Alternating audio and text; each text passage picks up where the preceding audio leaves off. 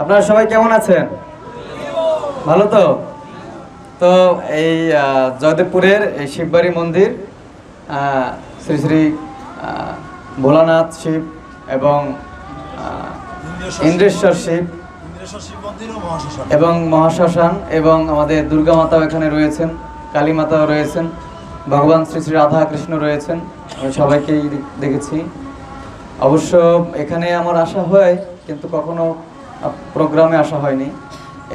আমাদের একজন ভগ্নিপতি একবার মারা যাওয়ার পরে এখানে আমরা তাকে দাহ করেছিলাম, তো সেই সময় আরও বেশি দেখেছি সব কিছু। তো আপনাদের সবাইকে এই ভগবদ গীতা এবং ভাগবত পাঠে স্বাগত। আর আপনারা এই গরমের মধ্যেও সবাই যে ধৈর্য ধরে এখানে উপস্থিত আছেন সেজন্য সবাইকে অসংখ্য ধন্যবাদ। এবং এই ইন্দ্রেশ্বর শিব মন্দিরের পক্ষ থেকে সবাইকে সুস্বাগত। হরে কৃষ্ণ। তো শ্রীমদ্ ভগবদ গীতার এই দামোদর মাসে নাকি পাঠ হয়, তো সেটা আজকে ত্রয়োদশ অধ্যায়ের একটা শ্লোক পাঠ করতে বলছে, ধারাবাহিক পাঠ হচ্ছে। তো আমরা ত্রয়োদশ অধ্যায় ভগবদ গীতা প্রকৃতি পুরুষ বিবেক যোগ থেকে একটা শ্লোক দেখব, সেটা হলো 21তম শ্লোক। কততম? 21তম শ্লোক। আমার পরে সবাই বলবেন। শ্রী ভগবান উবাচ কার্য কারণ কর্তৃত্বে হেতু প্রকৃতি উচ্যতে পুরুষ সুখ দুঃখানাম ভোক্তৃত্বে হেতুরুচ্যতে। কার্য কারণ কর্তৃত্বে হেতু প্রকৃতিরুচ্যতে পুরুষ সুখ দুঃখানাম ভোক্তৃত্বে হেতুরুচ্যতে। কার্য মানে কাজ, কারণ কারণ, কর্তৃত্বে কর্তৃত্ব বিষয়ে, হেতু মানে কারণ, প্রকৃতি জড় প্রকৃতিকে, উচ্চতে বলা হয় পুরুষ জীবকে, সুখ দুঃখানাম দুঃখের, ভোক্তৃত্বে মানে ভোগ বিষয়ে, হেতুর উচ্চতে, হেতু মানে হেতু বা কারণ, উচ্চতে মানে বলা হয়। তো সবাই বাংলাটা একটু বলি অনুবাদ, আমার পরে সবাই বলুন। সমস্ত জড়ীয় কার্য ও কারণের কর্তৃত্ব বিষয়ে প্রকৃতিকে হেতু বলা হয়, তেমনি জড়ীয় সুখ ও দুঃখের ভোগ বিষয়ে জীবকে হেতু বলা হয়। তাহলে কি বলছে এখানে? যে এই জগতে, জড়জগতে যে কার্য হয়, যত প্রকার কাজ হয়, যেমন সূর্য ঘুরতেছে, পৃথিবী ঘুরতেছে, সন্ধ্যা হচ্ছে, সকাল হচ্ছে, এগুলো কারণ কে? এগুলো কারণ কে? প্রকৃতি। ঠিক সেরকম আমরা যারা এই জগতে আছি, আমরা যে সুখ দুঃখ পাচ্ছি, কি আমরা সুখ দুঃখ পাচ্ছি না? কখনো সুখ কখনো দুঃখ। আমরা মনে করি যে একটা দুঃখ আসলে ভাবি যে এই দুঃখটা চলে গেলে আমি বুঝি একদম শেষ, আমি একদম মানে একদম নিশ্চিন্ত হয়ে যাব। কিন্তু আমরা 2 দিন পর আবার কি দেখি, কিনা আমার রোগ, আমার জ্বর ভালো হলো, এ দেখা যায় যে আমার স্ত্রীর রোগ চলে আসলো, আমার সন্তানের রোগ চলে আসলো। কি ঠিক? অর্থাৎ এই জগতে কোনো সুখ নেই। আমরা আশা করি সুখের, কিন্তু আসলে সুখ পাই না, তারপরেও আমরা সুখের পেছনে দৌড়াচ্ছি। তো সেজন্য এখানে বলছে এই জড়জগতে সুখ এবং দুঃখের কারণ কি? এই জগতের সুখ এবং দুঃখের কারণ হলো জীব নিজেই। জড়ীয় সুখ ও দুঃখের ভোগ বিষয়ে জীবকে হেতু বলা হয়। কাকে বলা হয়? জীবকে। এই শ্লোকটা নির্বাচন করার পেছনে আমার কারণ আছে, আমি তাৎপর্যটা পড়ে শেষ করি। তাৎপর্য করেছেন ইসকন প্রতিষ্ঠাতা কৃষ্ণ কৃপা শ্রীমূর্তি শিল অভয় চরণ অরবিন্দ ভক্তিবেদান্ত শিল প্রভুপাদ জগৎগুরু শিল প্রভুপাদ কি। জীবের ভিন্ন ভিন্ন শরীর ও ইন্দ্রিয়ের প্রকাশ হয় জড় প্রকৃতির প্রভাবে। 84 লক্ষ বিভিন্ন প্রজাতির জীব আছে এবং তা প্রকৃতিরই সৃষ্টি। কত লক্ষ প্রজাতি আছে? 84 লক্ষ। জলজানব লক্ষানি 9 লক্ষ জলজ প্রাণী আছে। হ্যাঁ, লক্ষ বিংশতি, স্থাবর লক্ষ বিংশতি। স্থাবর মানে যা চলতে পারে না, স্থির থাকে, যেমন গাছ, পাহাড়, পাথর, এগুলো চলতে পারে না। এই স্থাবর হলো কত? 20 লক্ষ।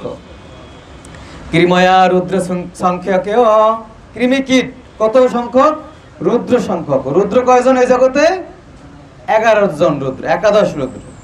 তাহলে কৃমি কীট কত লক্ষ? 11 লক্ষ। পক্ষিনাম 10 লক্ষানি, পক্ষী কত লক্ষ?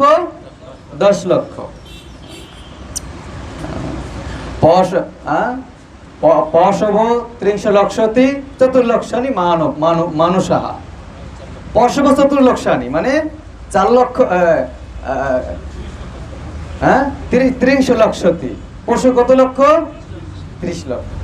চতুর্লক্ষানি মানুষাহা, মানুষ কত লক্ষ? এটা কি? প্রজাতি, মানুষের সংখ্যা না, প্রজাতি। কালো, ধলো, সাদা কত ধরনের আছে না? চীনে গেলে একরকম, জাপানে গেলে একরকম, তাই তো? আমেরিকায় গেলে আর একরকম, শ্বেতাঙ্গ কৃষ্ণাঙ্গ। আবার আমাদের মনোভাবের উপর ভিত্তি করেও এই প্রজাতিটা ভাগ করা হয়েছে। বোঝা গেল? তো এইভাবে এই কথাগুলো কোথায় আছে? পদ্মপুরাণে। পদ্মপুরাণে এই টোটাল 84 লক্ষ জীবজনির বর্ণনা করা আছে। আমাদের পুরাণ কতটি? হ্যাঁ, আমাদের পুরাণ মোট 18 দুগুণ 36টি। তার মধ্যে 18 খানা হলো মুখ্য পুরাণ, আর ওগুলোকে আবার একটু উপপুরাণ বলা হয়। সেই পুরাণের মধ্যে আবার ভাগ আছে সাত্ত্বিক গুণের পুরাণ, রাজসিক গুণের পুরাণ আর তামসিক গুণের পুরাণ। এভাবে আমাদের বৈদিক শাস্ত্রে রয়েছে। পুরাণগুলো কি? পুরাণগুলো হলো বেদের ব্যাখ্যা।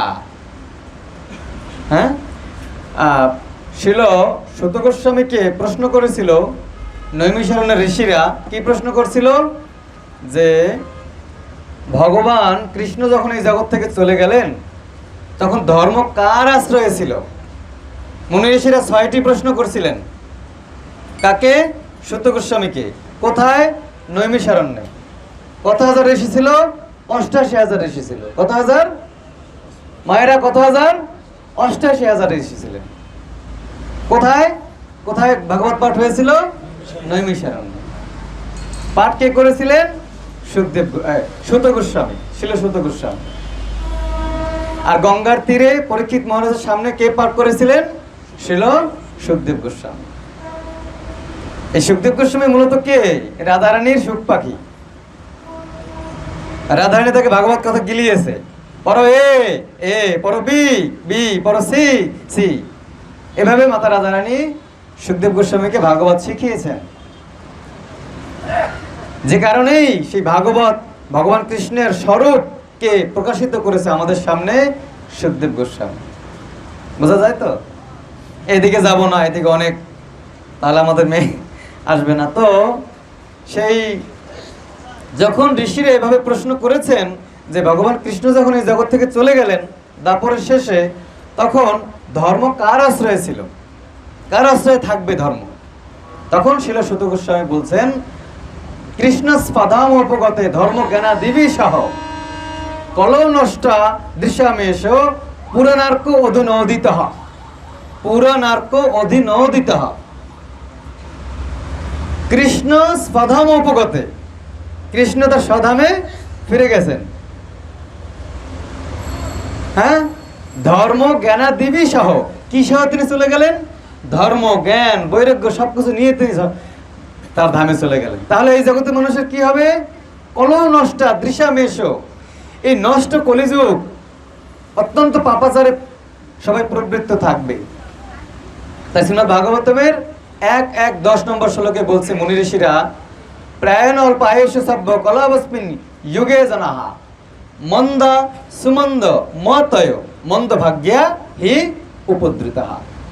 কলিযুগে মানুষের আয়ু অত্যন্ত অল্প, প্রায়ণ অল্প আয়ুষ, আয়ু অত্যন্ত অল্প। সভ্য হেশ জ্ঞানবান পণ্ডিতেরা কলৌ বস্মিন, কলৌ কিছু সমস্যা আছে, অন্য ধর্মেরা কিনে ফেলছে জায়গাটা। তো শিল সনাতন গোস্বামী কি বলছেন, পরমানন্দ পাঠায়, ভাগবত পাঠ করে কি হয়, কি হয়, আনন্দ, পরমানন্দ। আনন্দ আর পরমানন্দের মধ্যে পার্থক্য কি? মানে সর্বশ্রেষ্ঠ আনন্দ, পরম আনন্দ। পরমানন্দ পাঠায়, ভাগবত পাঠ করলে পরমানন্দ হবে। পরমানন্দ প্রেম বর্ষী অক্ষরায়তে, এবং ভাগবতের প্রত্যেকটি অক্ষর প্রেম বর্ষণ করে, প্রেম রূপ বৃষ্টি বর্ষণ করে। জল বৃষ্টি না, কি বৃষ্টি? প্রেম রূপ বৃষ্টি বর্ষণ করে। সর্বদা সর্বসেব্যয়ে, সবসময় কৃষ্ণ যেভাবে সেবিত হন, শ্রীকৃষ্ণায় নমস্তুমে, হে শ্রীকৃষ্ণ আপনাকে আমি প্রণাম করছি। পদ্মপুরাণে কি বলছে? পদ্মপুরাণে বলছে শ্রীমদ্ ভাগবতমের মহিমা, তমাদি দেবম করুণা নিধানম, হে কৃষ্ণ তুমি আদি দেব এবং তুমি করুণাময়। তমাদি দেবম করুণা নিধানম, তমাল বর্ণম সহিতা অবতারম। কি বর্ণ ভগবান কৃষ্ণ? তমাল বর্ণ। তমাল গাছের বর্ণ কিরকম কেউ দেখছেন? গাঢ় নীল, গাঢ় নীল, কালসে কালসে ভাব আর কি। তমাল বর্ণম, কৃষ্ণের গায়ের রং তমাল গাছের মতো। এই জন্য মাতা রাধারানী যখন কৃষ্ণ চলে গেছিলেন তখন বারবার গিয়ে তমাল বৃক্ষকে, তমাল বৃক্ষের চরণ জড়িয়ে ধরতেন, বলতেন এই আমার কৃষ্ণ। হ্যাঁ, এই যে এটা কত বড় সৌভাগ্য হলো যে আমরা তমাল বৃক্ষকে সরাসরি দেখতে পাচ্ছি। হরি বল।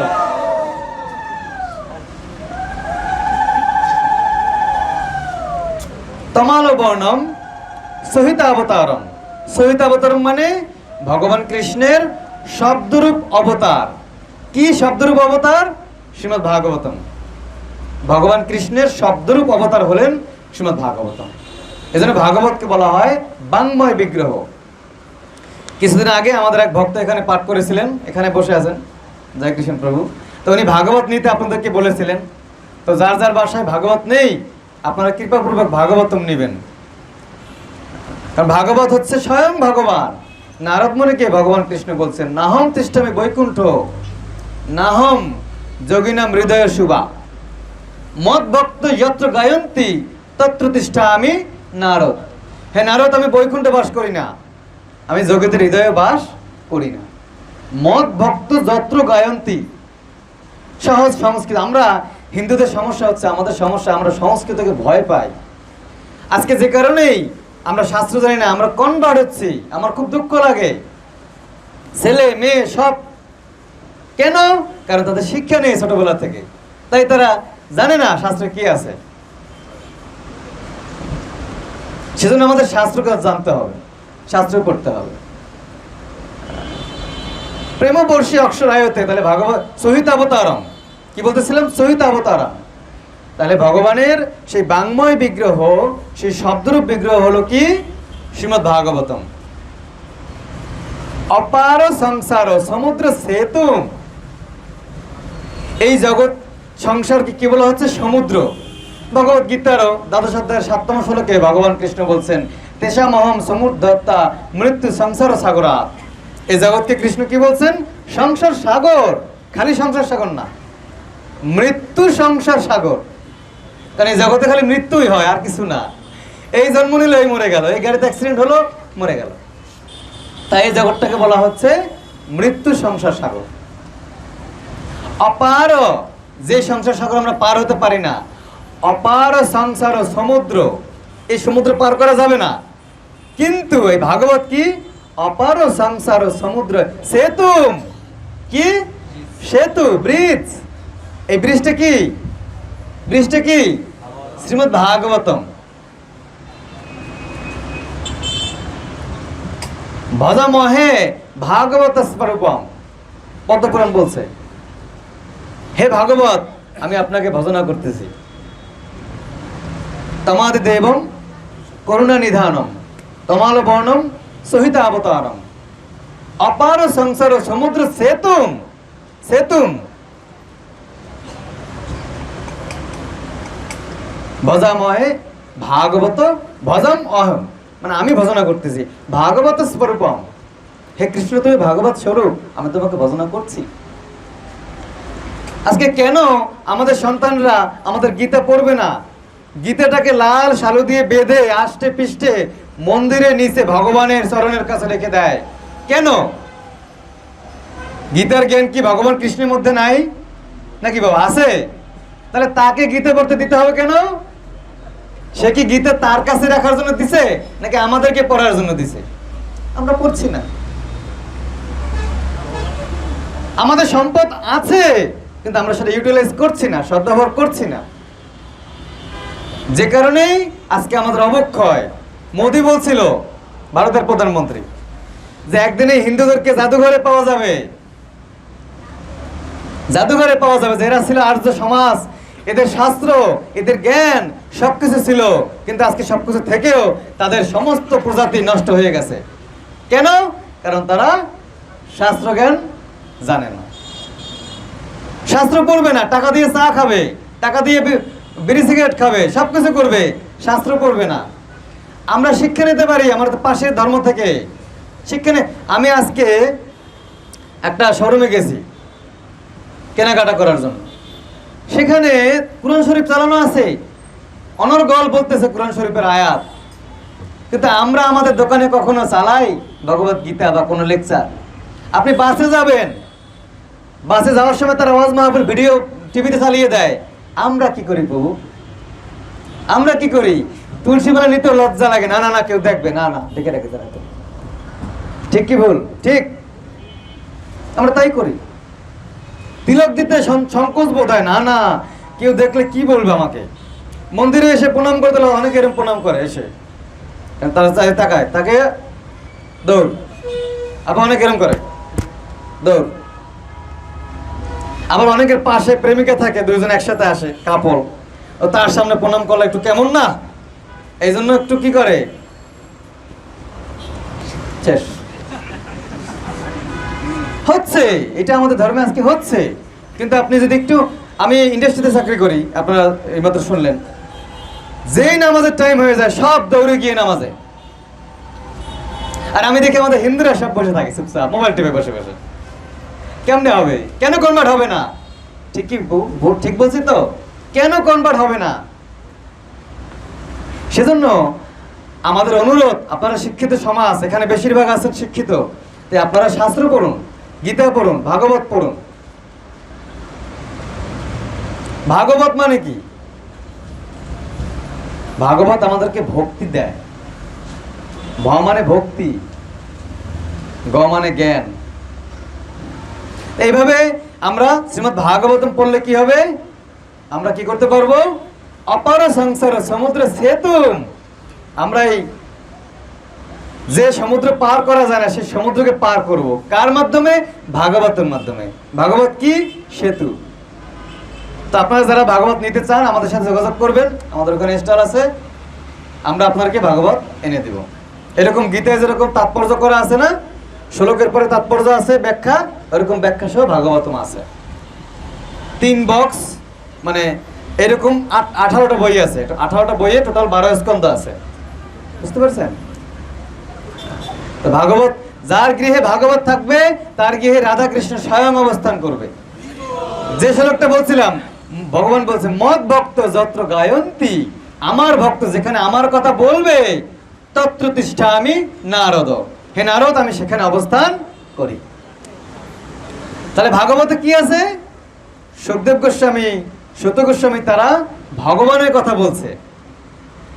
তাই যে গৃহে ভাগবত থাকবে সেই গৃহে স্বয়ং কৃষ্ণ শ্রীমাতা রাধারানী সহ অবস্থান করবেন। গৌর প্রেমানন্দে হরি হরি বল। অবশ্যই অবস্থান করবেন। তা আমরা তাৎপর্য পড়ি তো, 84 লক্ষ বিভিন্ন প্রজাতির জীব আছে এবং তা প্রকৃতির সৃষ্টি। জীব তার ইন্দ্রিয় সুখ ভোগের বাসনা অনুসারে ভিন্ন ভিন্ন শরীর প্রাপ্ত হয়। ভিন্ন ভিন্ন শরীরে তখন সে বিভিন্ন রকমের দুঃখ সুখ অনুভব করে। তার এই সুখ ও দুঃখের কারণ তার জড়দেহ এবং সেই অনুভূতিগুলি তার নিজের নয়। তার স্বরূপে সে যে নিত্য আনন্দময় সে সম্বন্ধে কোনো সন্দেহ নেই। তাই সেটি হচ্ছে তার স্বাভাবিক অবস্থা। কিন্তু শোনার ফলে জীব জড়জগতে আবদ্ধ হয়ে পড়ে। চিৎজগতে এই সমস্ত বন্ধনের কোনো প্রশ্নই ওঠে না। চিৎজগৎ হচ্ছে চিরপবিত্র কিন্তু জড়জগতে সকলেই তাদের দেহগত ইন্দ্রিয় সুখ উপভোগের জন্য সংগ্রাম করে চলছে। সংগ্রাম, এই যে গাড়িগুলো দ্রুত চলতেছে, সকালবেলা যখন চলে, আপনি যদি কাউকে ডাক দেন, এই ভাই এই দাঁড়ান দাঁড়ান দাঁড়ান, আপনি কোথায় যাচ্ছেন? আমার সময় নেই, অফিসে যাবো, থামো, গেল। আপনি বিকেলে দেখেন দাঁড়ান, দাঁড়িয়ে ধরবেন এক একজনকে যে ভাই আপনি কোথায় যাচ্ছেন এত ব্যস্ত হয়ে? এই আমার সময় নেই, সময় নেই, বাসায় যাচ্ছি, বাজার করতে হবে। বাজার করে করে রাত 9টা 10টা গিয়ে খাওয়া দাওয়া খেয়ে ঘুমিয়ে পড়ে। আবার সকাল হলেই দৌড় দেয়, কিসের খোঁজে?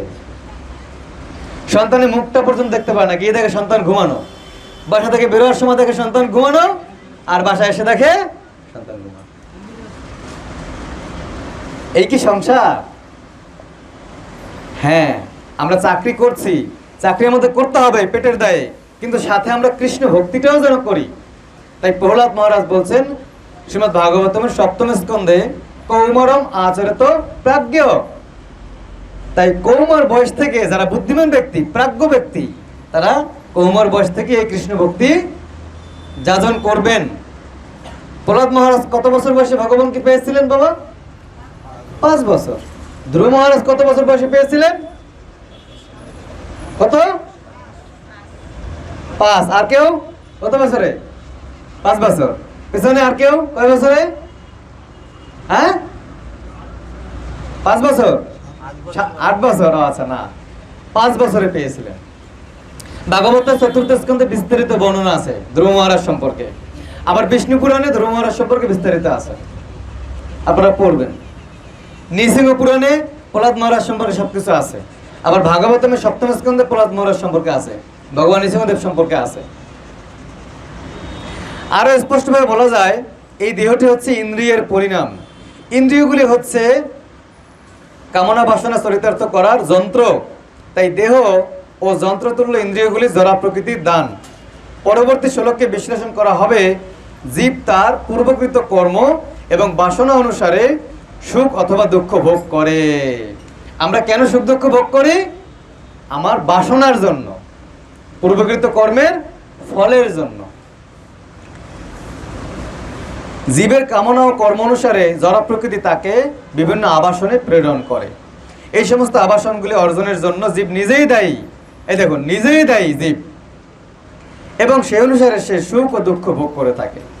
কোনো বিশেষ জড় শরীর প্রাপ্ত হলেই জীব প্রকৃতির নিয়ন্ত্রণাধীন হয়ে পড়ে, কারণ তার দেহটি জড় পদার্থ বলেই জড় প্রকৃতির নিয়ম অনুসারে তাকে পরিচালিত হতে হয়। যেমন কোনো জীবকে কুকুরের দেহে রাখা হলো, যখনই তাকে কুকুরের দেহে রাখা হলো তখন তাকে কুকুরের মতো আচরণ করতে হবে। অন্য কোনো রকম আচরণ সে তখন আর করতে পারে না, এটা তো আপনারা জানেন। অথবা কোনো জীবকে যদি শুকরের দেহে রাখা হয় তাহলে সে বিষটা খাবে।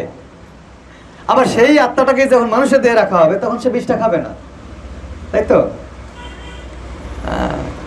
সেভাবেই কাজ করতে শিখবে। তখনই কোনো জীবকে যদি দেবতা শরীরে রাখা হয় তখন তাকে সেই অনুসারে আচরণ করতে হয়, এটাই প্রকৃতির নিয়ম। কিন্তু সর্ব অবস্থাতেই পরমাত্মা জীবের সঙ্গে আছেন।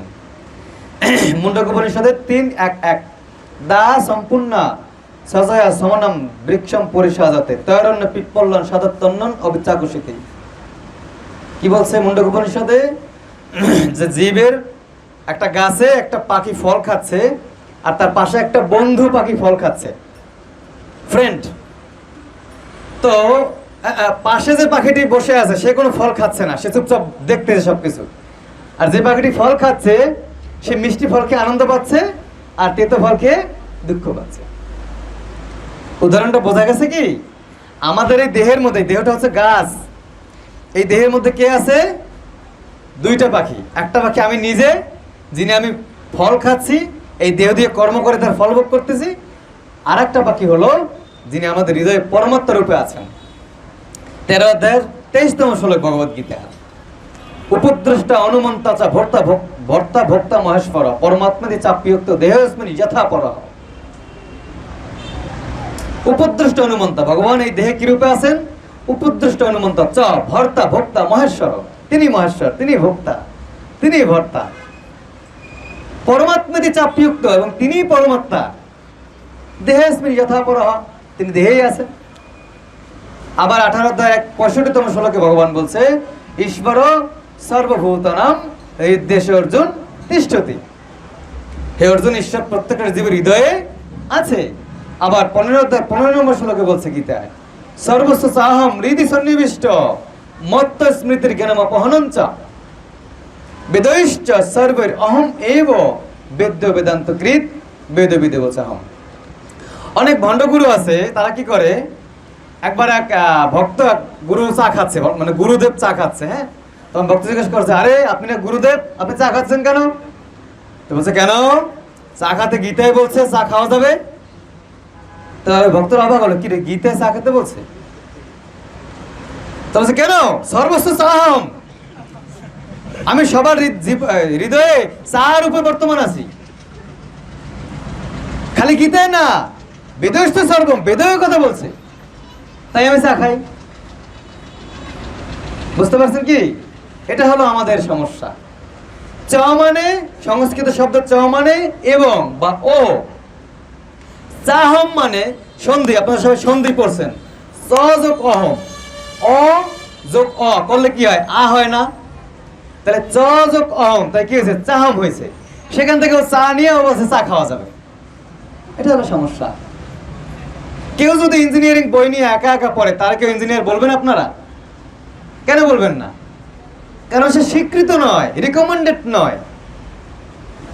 তাহলে এই যে আমাদের অনেক ধর্মযাজক আছে যারা নিজে শাস্ত্র পড়ে পড়ে নিজের মন গড়া ব্যাখ্যা দিছে, আমরা কেন সেটা গ্রহণ করব? আমাদের সমস্যা হচ্ছে আমরা সেই উল্টোপাল্টা ব্যাখ্যাগুলো গ্রহণ করতেছি, যে কারণে আজকে আমাদের ধর্মটার এই আস্তে আস্তে কমে যাচ্ছে, বাড়তেছে না, কমে যাচ্ছে। কিছু ইন্ডিয়া দৌড়াচ্ছে আর কিছু কনভার্ট হচ্ছে। কি আমার কথা ঠিক আছে? তো কমে যাচ্ছে, বাড়ছে না। তাহলে বাড়ানোর জন্য কি দরকার? অনেকে বলে আমি পরিবর্তন করব, অনেকে ভাবে আমি পুরো পৃথিবী পরিবর্তন করে দেব, হচ্ছে না। আমার দেশকে পরিবর্তন করব, হচ্ছে না।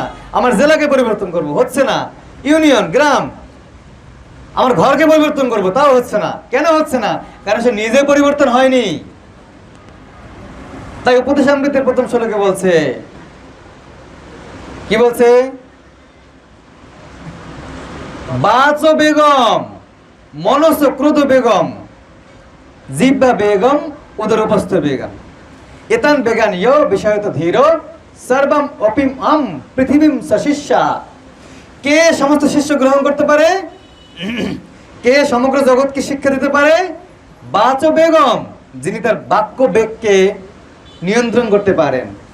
ক্রোধ বেগম, যিনি ক্রোধকে নিয়ন্ত্রণ করতে পারেন। জিহ্বা বেগম, যার জিহ্বা খাবার দেখলে লালায়িত হয় না। উদর উপস্থ বেগম, উদর মানে পেটের ক্ষুধাকে যিনি সহ্য করতে পারেন। মনোবেগ, মনসক্রোধ বেগম, মনের বেগ, এবং উপস্থের বেগ, উপস্থ আমাদের পুরুষাঙ্গ। এই 6টি বেগ যিনি দমন করতে পারবেন, এতান বেগান ইয় বিষয়ত ধীর, যিনি এই বেগগুলোকে শান্ত করতে পারবেন, শাসন করতে পারবেন, তিনি হন গোস্বামী। গো মানে ইন্দ্রিয়, স্বামী মানে প্রভু। যিনি তার ইন্দ্রিয়গুলোকে নিজের ইচ্ছা মতো পরিচালিত করতে পারেন, তাকেই বলা হয় গোস্বামী। এখন আমি বিয়ে করে বউ নিয়ে হাঁটছি বা বৈরা গিনি নিয়ে হাঁটছি, তাহলে সে গোস্বামী হবে? আমাদের তাই তো আমরা দেখতে পাচ্ছি। এ গুরু সাজছে, পেছনে আবার একজন সেবিকা আছে, সেই সেবিকা তার পেছনে পেছনে চলে। সেই সেবিকার হাতের কোমল পাদসেবন সে গ্রহণ করে। কেমন ধরনের গুরু? বিষয় আসক্ত গুরু। সে পৃথিবীকে শিক্ষা দিতে পারবে না। কেন?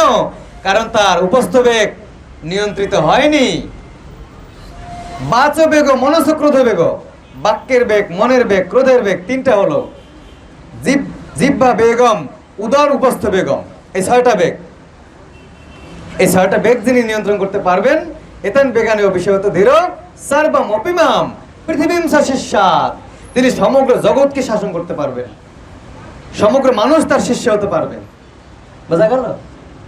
তাই পদ্মপুরাণ বলছে, অবৈষ্ণব মুখোদ্গীর্ণম পুতম হরি কথামৃতম শ্রবণম নৈব কর্তব্যম সর্প। অবৈষ্ণবের মুখে কৃষ্ণ কথা শোনা কর্তব্য নয়, শ্রবণম নৈব কর্তব্যম। কি সুন্দর সংস্কৃত না? বোঝা যায় না? শ্রবণম নৈব কর্তব্যম, সেটা শ্রবণ করা উচিত না। কেন? কারণ অবৈষ্ণব। অবৈষ্ণব। অবৈষ্ণব মুখোদ্গীনম পুতম হরিকথামৃতম। তাই অবৈষ্ণব হলে তার মুখ থেকে হরিকথা শ্রবণ করা যাবে না। কেন? সর্বসৃষ্টম যথাপয়। কোন একটা দুধে যদি সাপ মুখ দেয় তাহলে সে দুধ বিষাক্ত হবে না? হবে কি না? তো বিষাক্ত দুধ খেলে কি হবে? মরে যাব। তাই অবৈষ্ণবের মুখ থেকে কৃষ্ণ কথা শুনলে আমাদের হৃদয়ে কোনো কাজ করবে না। আমাদের ধর্মে প্রোগ্রাম কম হয় না বাবা, অনেক প্রোগ্রাম হয়। কবি গান, নাম সংকীর্তন, বৈষ্ণব সেবা, শ্রাদ্ধ সবকিছুই হয়, কিন্তু মানুষ কেন পরিবর্তন হয় না? কেন জপ করে না? কেন গীতা পড়ে না? কারণ আমরা যে স্থান থেকে শুনতেছি সেই স্থান প্রকৃত না। এখন বলতে পারেন আপনি কি তাহলে পারফেক্ট? আমি পারফেক্ট না, কিন্তু যিনি পারফেক্ট আমি তার কথা বলতেছি। আমি নিজে পারফেক্ট না, কিন্তু যিনি নিজে পারফেক্ট কৃষ্ণ স্বয়ং, আমি তার কথা বলতেছি। তাই সেই কথাটা পারফেক্ট। আমার কথাটা বোঝা গেল? তাই সেটা উপযুক্ত, তাই সেটা যথাযথ। আমার কথা যথাযথ না, কিন্তু কৃষ্ণের কথা যথাযথ। আর আমি যেহেতু ঠিক কৃষ্ণ যা বলছে আমি তাই বলতেছি, তাই ওই কথাটা যথাযথ। আমাদের মানুষের মধ্যে 4টা ত্রুটি আছে বাবা: ভ্রম, প্রমাদ, বিপ্রলিপ্সা, করুণা পাঠক। 4টা ত্রুটি। ভ্রম মানে ভুল করার প্রবণতা, প্রমাদ মানে মোহগ্রস্ত হওয়ার প্রবণতা। মেয়েদের দেখলে আমরা মোহগ্রস্ত হয়ে যাই। করুণা পাঠক মানে ইন্দ্রিয়গুলো অপূর্ণ। সূর্যকে দেখে একটা গোল চ্যাপ্টা থালার মতো, কিন্তু সূর্যকে আসলে অতটুকু না, পৃথিবীর যে 13 লক্ষ গুণ বড়। আমরা কি সেটা দেখতে পাই না? আমাদের ইন্দ্রিয় অপূর্ণ। তাহলে অপূর্ণ ইন্দ্রিয় দিয়ে পূর্ণ জিনিসকে ব্যাখ্যা করা যায় না। পূর্ণ জিনিস কি? ভগবান কৃষ্ণ। তাই তো ধর্ম তো সাক্ষাৎ ভগবত প্রণীতম, ভাগবত বলছে 6ষ্ঠ স্কন্ধের 3য় অধ্যায়। ধর্ম সাক্ষাৎ ভগবত প্রণীতম। ভগবান করতে গিয়ে আইন হলো ধর্ম। কারো বানোয়াট না, কারো মন গড়া না। কেউ যদি বলে না না তোর একাদশ থাকা লাগবে না, আমি তোর দীক্ষা দিয়ে দিলাম, তুই একাদশ না থাকলেই পার হয়ে যাবি, কাজ হবে? এটা মন গড়া ব্যাখ্যা। কারণ স্কন্ধ পুরাণে বলছে যে ব্যক্তি একাদশী থাকে না, সে যে একাদশীর দিন যিনি পঞ্চরবিশস্য খায় তিনি পিতা, মাতা, ভাই, গুরু হত্যাকারী। স্কন্ধ পুরাণ। তাই সারা বিশ্বব্যাপী শিল অভয় চরণ অরবিন্দ ভক্তিবেন্দ স্বামী প্রভুপাদ এই কৃষ্ণ ভাবনামৃত, কৃষ্ণ কথা সারা জগৎকে ছড়িয়ে দিয়েছেন। যখন প্রথম নাম হয় international society for Krishna consciousness, তখন অনেকে বলছিল তার শিষ্যরা, প্রভুপাদ আপনি কৃষ্ণ কনসাসনেস না দিয়ে গড কনসাসনেস দেন, কৃষ্ণ তো সবাই চিনে না। বুঝতে পারছেন? তখন প্রভুপাদ বলছেন না, আমি গড কনসাসনেস দেব না, কারণ এই ইসকন কৃষ্ণকে সবাই চিনে না, তাই তো তারা কৃষ্ণকে চেনার জন্য ইসকনে আসবে। তাই নাম হবে কৃষ্ণ কনসাসনেস, গড কনসাসনেস না। তাই আজকে সারা পৃথিবীতে আপনারা দেখেন, নেটে যদি সার্চ দেন, ISKCON Russia, ISKCON America, ISKCON Uganda, Uganda পর্যন্ত ইসকন আছে, ভক্ত আছে। ইসকন রাশিয়া, ইসকন ইংল্যান্ড, সমস্ত জায়গায় ভক্ত আছে। আর প্যারিসে যে ইসকন মন্দির, সেখানে ভগবানের নাম কি জানেন? শ্রী শ্রী রাধা প্যারিসেশ্বর। কারণ প্যারিস শহর, প্যারিস দেশ নাকি, দেশ নাকি শহর? প্যারিস শহর রাজধানী। আবার শ্রী শ্রী রাধা লন্ডনেশ্বর। কেন? কারণ লন্ডনের মন্দির, এই জন্য লন্ডনেশ্বর। এইভাবে শিল প্রভুপাদ সারা পৃথিবীতে আমাদের ধর্মকে প্রচার করছেন। আমাদের অনেক মানুষ আছে যারা নিন্দা করে না জেনে। তুমি আগে প্রকৃত জিনিসটা জানো। আচ্ছা, আমাদের যদি কেউ এখানে কেউ 70 বছর আছেন, 70 বছর আছেন, আপনার বয়স 70 হয়েছে? হয়েছে? আচ্ছা, 70 বছর বয়সে মানুষ কোথায় যেতে চায়? যে না আমি একটু ধামে যাব, একটু কৃষ্ণ ভক্তি করব। সেই 70 বছর 69 বছর বয়সে শিল প্রভুপাদ সমুদ্র পাড়ি দিয়ে কোথায় গেলেন? আমেরিকায়। কেন গেলেন? কারণ তার গুরুদেবের আদেশ যে তুমি সারা পৃথিবীতে এই ভগবান কৃষ্ণের মহাপুর বাণী প্রচার করো। তাই তিনি নেমে গেলেন শিল প্রভুপাদ। আজকে যার কল্যাণে আমি এখানে কথা বলছি, আজকে শিল প্রভুপাদ না হলে আমার কোনো খোঁজ থাকতো না, হয়তোবা কোনো পাপ কাজের রত থাকতাম। শিল প্রভুপাদ কি এইভাবে তিনি সারা পৃথিবীকে পরিবর্তন করছেন। বিদেশি মহিলারা মা, তারা কাপড় পরে না, তারা পরে কি নাম? স্যুট। স্যুট কি নামটা, মেয়েদের পোশাকের নাম কি?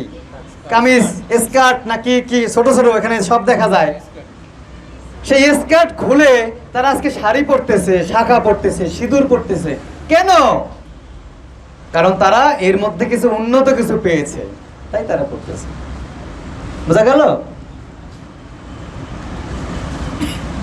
যে কারণে রাশিয়ায় তো একবার গীতাকে ব্যান করে দিছিল। ভক্ত কোন শাস্ত্র গ্রন্থ ঢুকতে পারতো না রাশিয়ায়। পরে জজ সাহেব ভাবলেন, আচ্ছা আমি যে বিচার দেব, রায় দিব, রায় দিচ্ছে ঠিক আছে। ভক্তরা আবার করছে, আপিল করছে, আবার রায় দেওয়ার জন্য জজ কি করছে, গীতা পড়ছে। আচ্ছা গীতার আগে একবার পড়ে দেখি না কি আছে, আমি যে ব্যান করবো একবার পড়ে দেখি। তো উনি পড়ে তখন উনি বলছে, না গীতা একমাত্র চলবে এই দেশে, অন্য কোনো গ্রুপ। সেই উকিলের ছেলে ভক্ত হয়ে গেছে, উকিল সহ, উকিল না জজ সাহেবের ছেলে ভক্ত হয়ে গেছে, আর তিনি নিজেও ভক্ত হয়ে গেছে। কেন? কারণ এই ভগবত গীতার বাণী। আমরা করি কি, ভগবত গীতার মন গড়া ব্যাখ্যা শুনি, মন গড়া ব্যাখ্যা পড়ি। মন গড়া ব্যাখ্যা হবে না। ভগবান কৃষ্ণ কি বলছেন 4th অধ্যায়ের 2 নম্বর শ্লোকে, এবং পরম্পরা প্রাপ্ত ইমম রাজর্ষয় বিদু সকালে নেহ মহতা নষ্ট, সকালে নেহ মহতা যোগ নষ্ট পরন্তপ। এবং পরম্পরা, তোমার এই গীতার জ্ঞান যে তুমি বলবা, তোমার গুরুর কাছ থেকে তুমি শুনছো, তোমার গুরু কি সদ্গুরু, তাহলে তুমি বলো। অন্যলে না, আমরা যে কথা বলতেছি, এই যে এই গীতার জ্ঞান কৃষ্ণ বা ভাগবতের জ্ঞান কৃষ্ণ প্রথমে কাকে দেয়? ভাগবতের জ্ঞান ব্রহ্মাকে, ব্রহ্মা দেয় নারদকে, নারদ দেয় ব্যাসদেবকে। এইভাবে পরম্পরাক্রমে আমরা এই জ্ঞান পেয়েছি। এটা কারো মন গড়া জ্ঞান নয়। এখন যে ইউনিভার্সিটিতে ডুয়েটে যদি কোনো টিচার এসে তার মন গড়া কোনো একটা ব্যাখ্যা করে, তাহলে সেটা হবে? হবে না। যেটা বইয়ে নাই সেটা বললো ওই টিচারের কথা বিশ্বাস করা যাবে না। তাই যে গুরু তার নিজের গুরুর কাছ থেকে শোনেনি, নিজে শাস্ত্র পড়েনি, তার মন গড়া ব্যাখ্যা শুনে কোনো লাভ নেই বাবা। আপনি এই গীতা পড়বেন, এই গীতায় একটা নিজের কথা লেখা নাই, সব শাস্ত্র থেকে রেফারেন্স দেওয়া। আপনারা তো মনে হয় প্রতিদিন এখানে পড়েন, তাই না? এখানে গীতা পড়া হয়, একটা কারো মন গড়া কথা নেই, সব কৃষ্ণ যা বলছেন তাই। শিল প্রভুপাদ আর বলতে পারেন যে প্রভুপাদ নিজে নিজে গীতা লেখছেন না, এই গীতার ভগবান কৃষ্ণ যেটা বলছেন এইটার ব্যাখ্যা বিভিন্ন তার গুরুদেবের ব্যাখ্যা করে গেছে, আমাদের সর্বস্বামীরা ব্যাখ্যা করে গেছে। ওই ব্যাখ্যাটাই সরলভাবে আমাদের সামনে তিনি তুলে ধরছেন, আর কিচ্ছু না। তার মন গড়া কোনো ব্যাখ্যা নাই। এই জন্য মন গড়া ব্যাখ্যা দেওয়া যাবে না বাবা। আমাদের অনেকেই হিন্দু ধর্মে, আমাদের সনাতন ধর্মে কি করে, মন গড়া ব্যাখ্যা দেয়।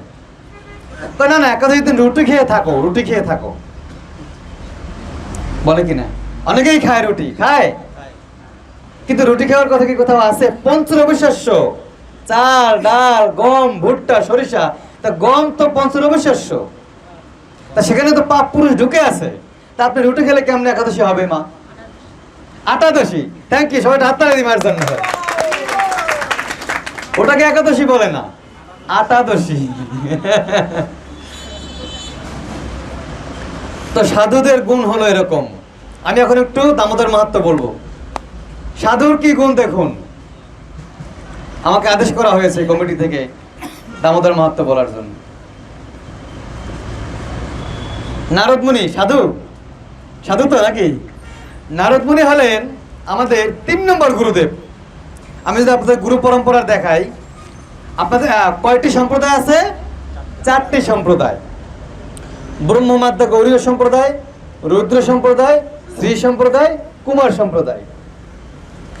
তার মধ্যে এই 4টা সম্প্রদায় পদ্মপুরাণে এই 4টা সম্প্রদায়ের কথা বলছে যে এই 4টা সম্প্রদায় থেকে দীক্ষা নিলে, যে কোনো একটি থেকে দীক্ষা নিলে সেটা ভগবানের কাছে যাওয়া যাবে, অন্য কোনো সম্প্রদায় থেকে দীক্ষা নিলে ভগবানের কাছে যাওয়া যাবে না।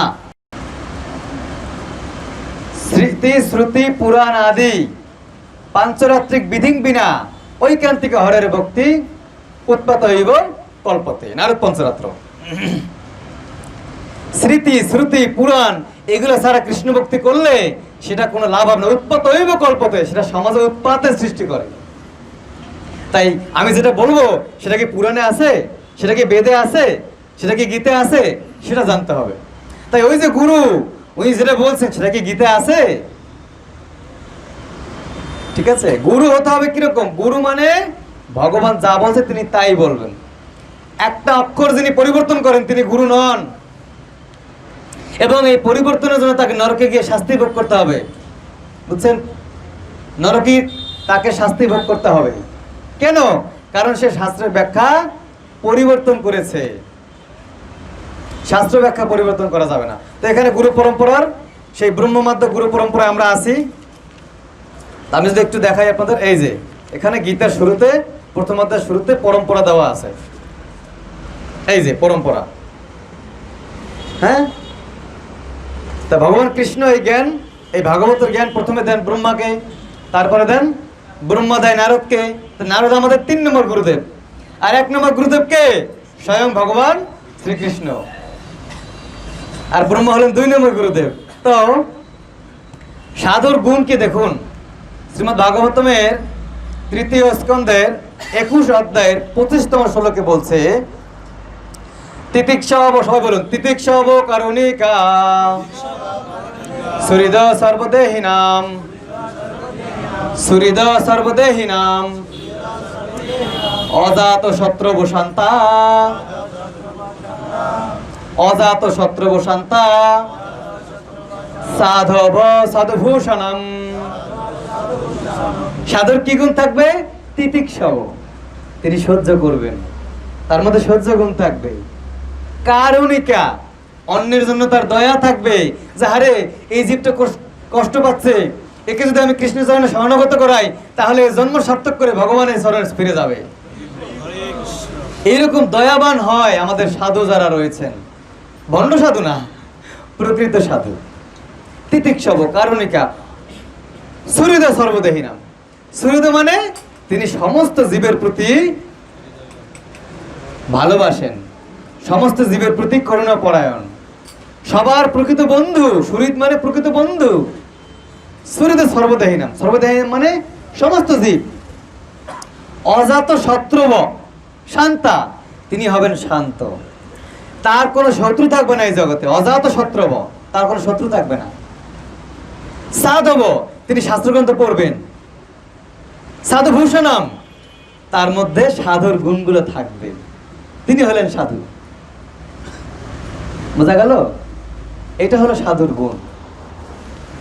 সাধু হয়ে যদি সাধুর গুণ না থাকে, জলের যদি তরলতা গুণ না থাকে তাহলে সেটা জল নয়, লবণের মধ্যে লবণাক্ত না হলে সেটা লবণ নয়। তাই সাধু হলে তার মধ্যে সাধুর গুণগুলো থাকতে হবে। একজন ব্রাহ্মণের 9টি গুণ: সাম দাম তপ শৌচ সরলতা জ্ঞান বিজ্ঞান খান্তি আস্তিক্য, গীতা 18:42। আর চৈতন্য চরিতামৃতে মহাপ্রভু 26টি গুণের কথা বলছেন। বৈষ্ণবের, ব্রাহ্মণের চেয়ে ঊর্ধ্বে, বৈষ্ণব ব্রাহ্মণের চেয়ে ঊর্ধ্বে।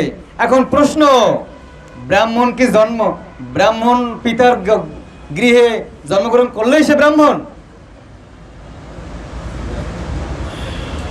আমি ডুয়েটে পড়ছি, আমার ছেলে যদি হয় সেও কি ইঞ্জিনিয়ার হয়ে যাবে এমনিতেই নাকি? নাকি তার পড়তে হবে, চান্স পেতে হবে কি? ঠিক তো?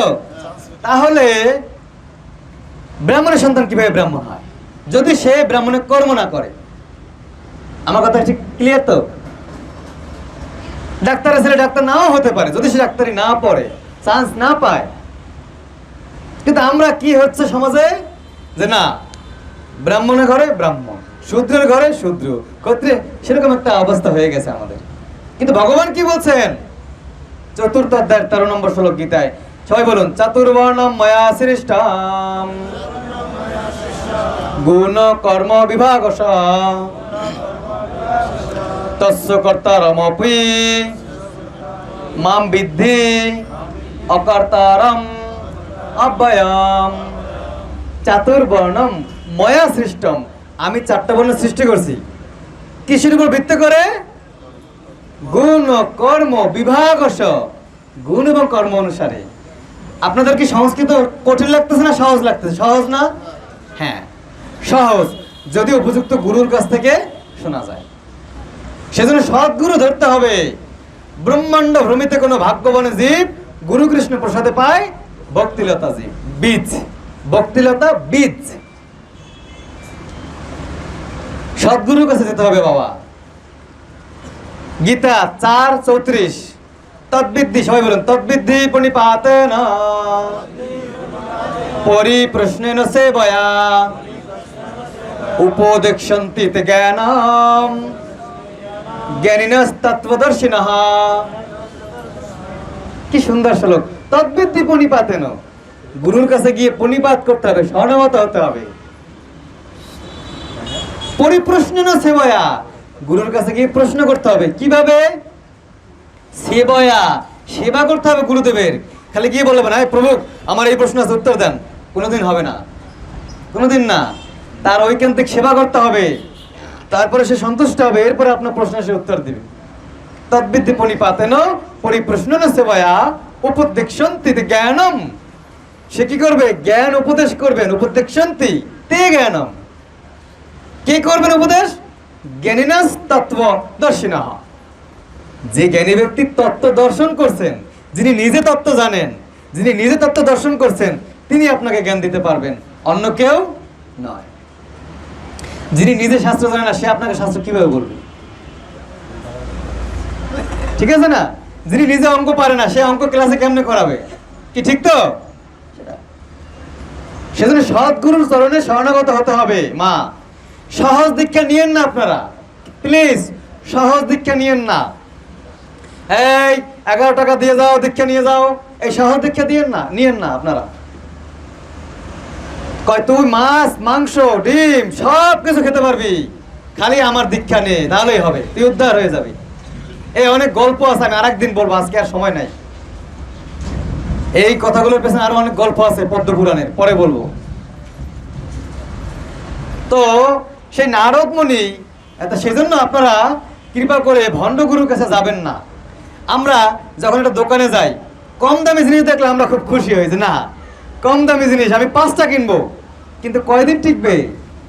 আর যদি আপনি একটা জিনিস, আমি একটা শার্ট কিনছিলাম 3 বছর আগে 1350 টাকায়, আমি আজ পর্যন্ত সেই শার্টটা গায়ে দিচ্ছি, নতুন একদম, কালার একটু নষ্ট হয় না, একটু রং নষ্ট হয়নি। তাহলে আমি কি আর দ্বিতীয়বার কম দামে কিনবো? আমি 2টা পোশাকের দামে এক করে একটা কিনবো, আমি তাও ভালো। কি বাবা, ঠিক তো? ঠিক তো? কেন? কারণ আমার অনেক দিন যাবে। তাই আমাকে একটু কষ্ট করে হলে, একটু ত্যাগ করলেও দীক্ষাটা আমি ভালো জায়গা থেকে নিই, সদ্গুরুর কাছ থেকে নিই। ওই ভণ্ডগুরু আপনাকে উদ্ধার করতে পারবে না।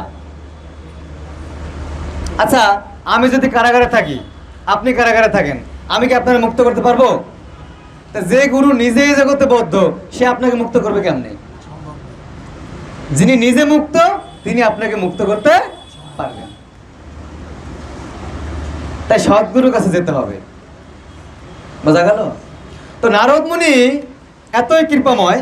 তো নারদ মুনি একবার, উনি তো সবসময় চলতে থাকেন, হাঁটতে থাকেন, হাঁটতে হাঁটতে বলতেছে নারায়ণ নারায়ণ নারায়ণ নারায়ণ শ্রীমান নারায়ণ। সবসময় কি করতেছেন? তিনি তার বিনয় এবং তার কি বলে ওটাকে, খুঞ্জরিতে তিনি বাজাচ্ছেন, নারায়ণের নাম করছেন। তো একবার যেতে যেতে স্বর্গের একটা স্নানের জায়গা, নদীর মতো সরোবর আর কি, সেখান থেকে যাচ্ছেন। তো স্বর্গের কোষাধ্যক্ষ কে? স্বর্গের কোষাধ্যক্ষ কে? কুবের। কুবের, ধন কুবের। আমরা বলি না ও বড় ধন কুবের হয়ে গেছে। ধন কুবের মানে অনেক টাকা পয়সার মালিক। তো কুবেরের 2 পুত্র ছিল। কয় পুত্র? 2 পুত্র। তো এদের পিতা তো স্বর্গের কোষাধ্যক্ষ না, মানে সবচেয়ে টাকা পয়সা বেশি। তাদের মধ্যে প্রচন্ড অহংকার ছিল, প্রচন্ড অহংকার ছিল। তো স্বর্গে তো আপনারা জানেন যে অপ্সরা থাকে, এবং অপ্সরাদের সাথে স্বর্গে যদি কেউ যৌন মিলন করে সেটা বাধা না, কারণ সেটা ওই পুণ্যকর্মের ফল। কিন্তু স্বর্গে গিয়ে আবার পুণ্য ক্ষয়ে, যখন পুণ্য ক্ষয় হবে, জন্ম না বিদ্যাতে ব্রহ্ম ভুবনাল লোকা, মানে এই জগৎ থেকে ব্রহ্মলোক পর্যন্ত তুমি যেখানেই যাও, তোমার পুণ্য ফলের কারণে পুনরাবর্তিত অর্জুন, তোমাকে আবার ফিরে আসতে হবে, আবার ফিরে আসতে হবে। মাম উপেত্য, আমাকে প্রাপ্ত হলে তু, কিন্তু আমাকে প্রাপ্ত হলে পুনর্জন্ম না বিদ্যাতে, পুনর্জন্ম না বিদ্যা, তোমার আর পুনরায় জন্মগ্রহণ হবে না। হরি বল, হবে না। আবার চতুর্থ অধ্যায় 9 নম্বর শ্লোকে কি তাই ভগবান বলছে, সবাই জন্ম কর্ম চম দিব্যম এবং যো ব্যক্তি তত্ত্বতঃ ত্যক্ত্বা দেহম পুনর্জন্ম নয়তি মামেতি স অর্জুন। কি বলছে? হে অর্জুন, আমার এই দিব্য জন্ম কর্ম সম্পর্কে যিনি জানেন, তাকে দেহত্যাগ করার পরে পুনরায় এই জগতে আর ফিরে আসতে হয় না। তাহলে আপনারা সবাই গোলক বৃন্দাবনে যেতে চান? কেন যাবেন? কারণ ওইটাই আপনার বাড়ি, ওইটা আপনার বাড়ি। যেমন এখন আপনারা সবাই মন্দিরে আসছেন অল্প সময়ের জন্য, আবার সবাই ঘরে চলে যাবেন না? এখানে তো কেউ থাকবেন না, এখানে পূজারি ছাড়া। ঠিক সেরকম আমরা এই জগতে আমাদের কর্মের কারণে আসছি এই কারাগারে। তাই আমাদের কোথায় যেতে হবে? ভগবানের ধামে। তাহলে আমরা আর এই জগতে ফিরে আসতে হবে না আমাদের এই দুঃখ কষ্টের মধ্যে। তো সেই কুবের পুত্রদ্বয় তারা সেই অপ্সরাদের নিয়ে কেলি করতেছিল, জলকেলি, তাও উলঙ্গ শরীরে। তো নারদ মুনি যাচ্ছিলেন, নারদ মুনিকে দেখে অপ্সরারা সবাই যার যার কাপড় পরে নিলেন, নদী থেকে উপরে উঠে গেলেন। কিন্তু এই কুবের পুত্রদ্বয় এত অহংকারী, এই সাধু যায় আমাদের যারা বর্তমান পোলাপান না, সাধু ভালো লাগে না। কি ভালো লাগে? Android set. কি ভালো লাগে? প্রেম। আসলে কি প্রেম? চৈতন্য চরিতামৃত কি বলছে? আত্মেন্দ্রিয় প্রীতিবাঞ্ছা তারে বলি কাম। নিজের ইন্দ্রিয় তৃপ্তির জন্য যেটা, সেটা হচ্ছে কাম। কৃষ্ণ ইন্দ্রিয় প্রীতি ইচ্ছা ধরে প্রেম নাম। কৃষ্ণকে সন্তুষ্ট করার জন্য যে বাসনা, সেটাকে বলা হয় প্রেম। তাহলে এই জগতে কোনো প্রেম আছে ছেলে মেয়ের মধ্যে? ওটা কি? কাম। আর বলে আমি প্রেম করি। বর্তমানে আবার কি বলে? আচ্ছা, আমরা বাবু কাকে বলি? আমার ছোট ছেলেকে বা আমার আদরের কেউকে। তারা বলে ফোনে, বাবু খাইছ?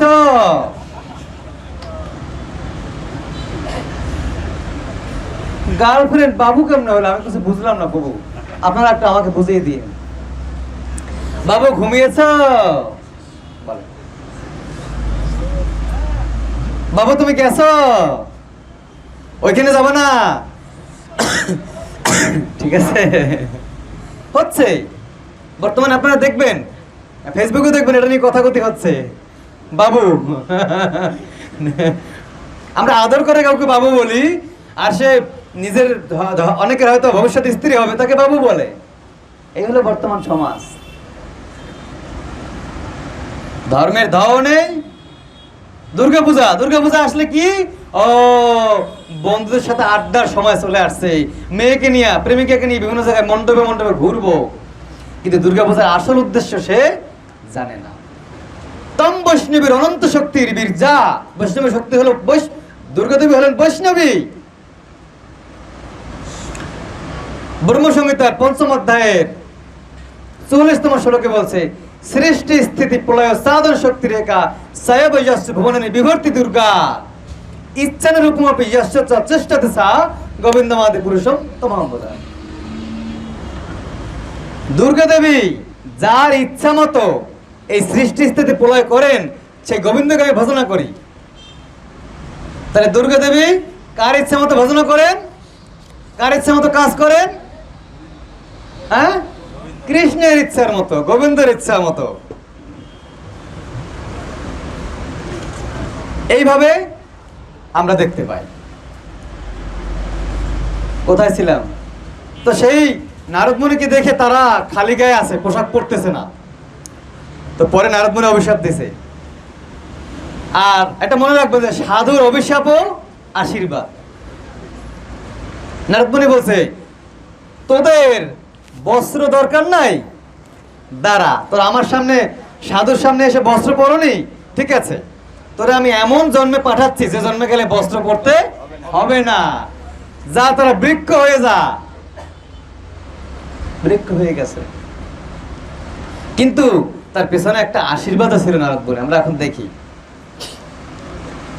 যখন মহাবনে ছিল, গোকুলের মহাবনে ভগবান কৃষ্ণচন্দ্র, তখন তার 3 বছর 4 মাস বয়স। সেই বয়সে এই দামোদরের লীলা হয়। দাম মানে দড়ি, দাম মানে দড়ি, উদর মানে পেট।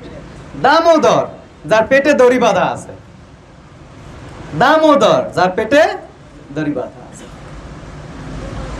যশোদা, দা মানে দান করে, যশ মানে, যশ মানে খ্যাতি, তাই তো? তো যশোদা শব্দের অর্থ কি? যিনি কৃষ্ণকে খ্যাতি দান করেন তার নামই হলো যশোদা। আর শ্রীকৃষ্ণ শব্দের কি অর্থ? কৃষ্ণ সর্বাকর্ষক, তিনি সমস্ত কিছুকে ক্রি ধাতুর সাথে, ক্রি ধাতুর সাথে ন প্রত্যয় যোগে কৃষ্ণ শব্দ গঠিত। তো সেই যশোদা দেবী কৃষ্ণের সেবা করছেন, তার সন্তান, তিনি নারায়ণের পূজা করেন। আবার যশোদা আমার নারায়ণের পূজা করে, হে ভগবান নারায়ণ, আমার কৃষ্ণকে তুমি ভালো রাখো, ভূত প্রেত যেন স্পর্শ না করে, অসুর যেন না আসে, হে নারায়ণ তুমি রক্ষা করো। কার কাছে কার প্রার্থনা করতেছে? যশোদা মা বলছে, কৃষ্ণ যাও নারায়ণের ধ্যান করো, যাও। করতে কি রে, নিজের নাম নিজে কেমনে করবে? অনেকক্ষণ বলছে, মা মা লাঠি নিয়ে উঠছে, বাবা ভয়, বলছে নারায়ণ নারায়ণ নারায়ণ নারায়ণ, ভালো লাগে না। নিজের নাম নিজের কেমনে ভালো লাগে, তাই না? পরে কিছু গোপ সখরা তারা এসে কানে কানে বলতেছে, কৃষ্ণ বলো রাধা রাধা রাধা রাধা। না, ওরা বলছিল বলো ধারা ধারা ধারা, ওরা বলছিল ধারা। হ্যাঁ, তো কৃষ্ণ বলতেছে ধারা ধারা ধারা ধারা ধারা ধারা ধারা ধারা, আনন্দ পাচ্ছে আনন্দ পাচ্ছে। কেন? কারণ নিজের ভক্তের নাম, তাই আনন্দ পাচ্ছে। আমি আমার নিজের নাম বলে আনন্দ পাবো না। কৃষ্ণ কার ভজনা করবে? তিনি তো নিজেই ভগবান, তাই তিনি তার ভক্তের ভজনা করেন। আপনি চিন্তা করতে পারবেন, ধরেন আমাদের ডুয়েট বিশ্ববিদ্যালয়, ডুয়েটের ভিসি, তিনি কখনো কোনো শিক্ষকের গাড়ির ড্রাইভার হবেন? হবেন? বা আমাদের ছাত্রদের কারো ড্রাইভার হবেন? কিন্তু ভগবান কৃষ্ণ কি করছেন? ভগবান কৃষ্ণ কি করছেন? তার ভক্তের রথের সারথি হয়েছেন। এই হচ্ছে আমাদের ভগবান। তাই কঠোপনিষদ বলছে, ইয়াস্মাৎ পরং না পরমস্তি, ইয়াস্মন্ননীয় না জায়স্তি কষ্টিত, বৃক্ষ ইব স্তব্ধ দিবি তেষ্টাত্তে স্নেদং পূর্ণম পুরুষন সর্বম। কৃষ্ণ থেকে উৎকৃষ্ট কিছু নাই, আর কৃষ্ণের যে নিকৃষ্ট কেউ নাই। উৎকৃষ্ট এবং নিকৃষ্ট, তার চেয়ে নিকৃষ্ট স্তরে কেউ যেতে পারবে না। বোঝা গেল? ইয়াস্মাৎ পরং না পরমস্তি, ইয়াস্মন্ননীয় না জায়স্তি কষ্টিত। বোঝা গেল? তো এখান থেকে আমরা দেখতে পাই যে ভগবান কৃষ্ণ তার রথের সারথি হয়েছেন। আর মা যশোদা যদি তাকে শাসন করে, সে খুব খুশি হয় যে না মা, মানে আমরা করি কি, আমরা কোথাও গেলে আমি সব জায়গায় পরিচালনা করছি না, এরা সবাই আমার কথা শুনবে, আমরা এটা চাই মনে মনে। বাবা চায় পরিবারে তার সন্তান, তার স্ত্রী সবাই কথা শুনুক, কিন্তু অনেক সময় কথা না শুনলেই কষ্ট পায়। হ্যাঁ, ও আমার কথা শুনলো না, স্বাভাবিক। কিন্তু কৃষ্ণ কি চায়? কৃষ্ণ তার ভক্তের দ্বারা পরিচালিত হতে চায়। তাই জন্য মা যশোদা যখন লাঠি নিয়ে দৌড়াচ্ছেন, কৃষ্ণ দৌড়াচ্ছে পিছনে।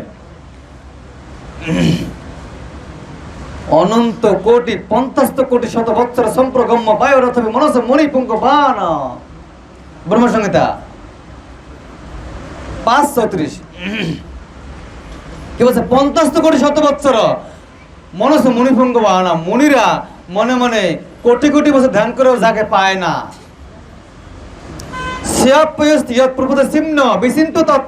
তারা যে তত্ত্ব চিন্তাও করতে পারে না,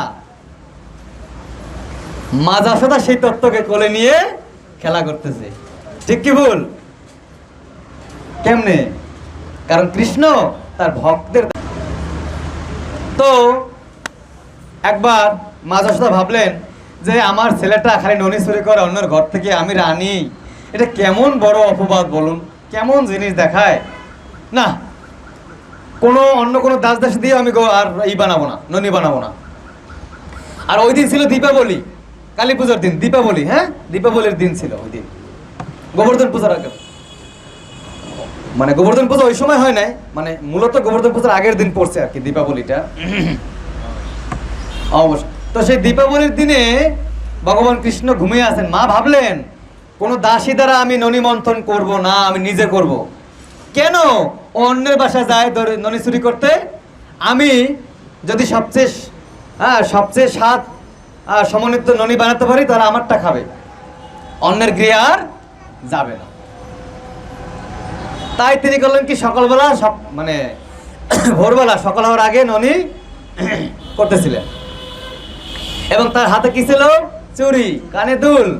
তো মায়ের ওই যে ওইটা টানতেছে, ঘর ঘর ঘর শব্দ হচ্ছে, মানে মনে হয় যেন তবলা বাজতেছে। আর মাতা যশোদা ভগবান কৃষ্ণের গুণগান বলতেছে, হে কৃষ্ণ তুমি আমাদের, এগুলো ভাগবতের শ্লোক আছে, তুমি আমাদের গোকুলে আসছো, তোমার জন্য পুণ্যভূমি হয়েছে গোকুল, এরকম সংস্কৃত শ্লোক বলতেছেন তালে তালে। এবং সেটা তার যে ওই ঘঙ্গর শব্দ হচ্ছে, আর তার কানের দুলের শব্দ হচ্ছে, নুপুরের শব্দ হচ্ছে, একটা সুন্দর পরিবেশ সৃষ্টি হয়েছে।